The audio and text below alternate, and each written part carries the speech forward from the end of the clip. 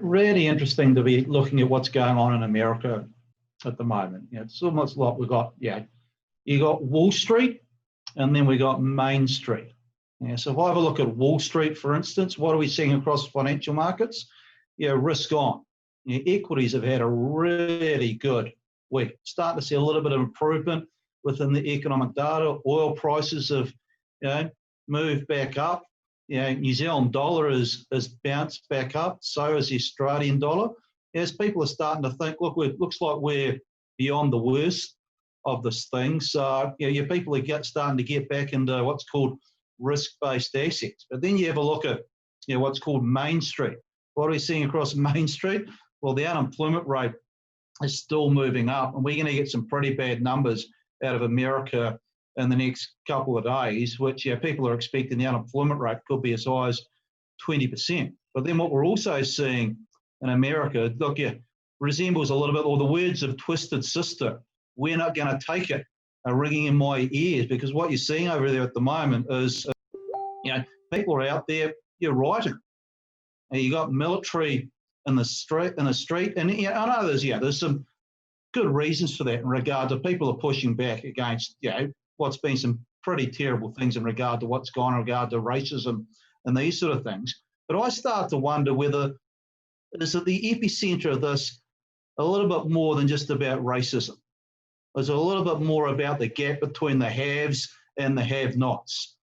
And people are now starting to think about, well, there's a whole lot of wrongs that have been going on here for a very long time, and we need to write the ledger. And this is where we're starting to see some pretty big overlap between the social side of the ledger and the economic side. And once again, it's coming through loud and clear where Wall Street's going pretty damn well, and Main Street, or Struggle Street, is out there sort of saying, actually, things are not that great. The New Zealand dollar and the Australian dollar tend to be barometers of global risk appetite. So if the global scene is looking a little bit better, then generally speaking, you're going to see the New Zealand dollar and the Australian dollar are going to pop up. Conversely, if you see risk sentiment sour pretty quickly around the globe, you tend to see what's called commodity currencies, the Australian dollar, New Zealand dollar, they tend to come under a bit of pressure. What have we seen of late? It's definitely been risk on.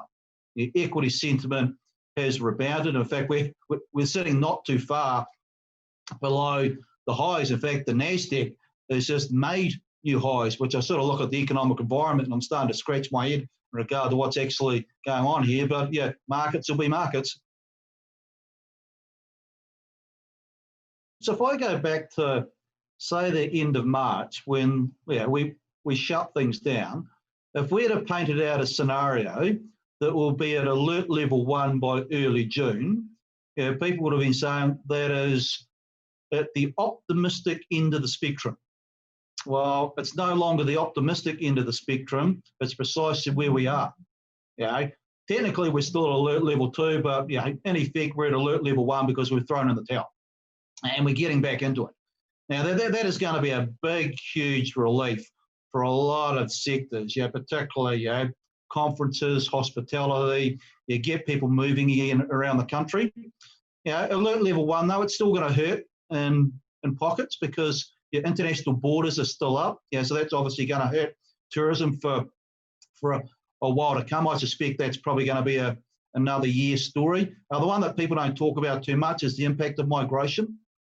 And New Zealand's got an awful lot of growth over the past 5 to 6 years, just out of more bums on seats, more people coming into the country. They buy a car, they buy new goods, they buy or they build a house. Now, we're not going to see that growth impetus from that bums on seats dynamics for, I suspect, a couple of years to come. So we're going to need to get growth out of other areas, and we're going to need to look pretty carefully in regard to what those areas are going to be. But glass half full, let's celebrate. We're certainly moving in the right direction, and we're moving there quicker than an awful lot of other countries around the globe. And I don't see any other country that can truly sort of get out and say, well, it looks like we've exterminated this thing.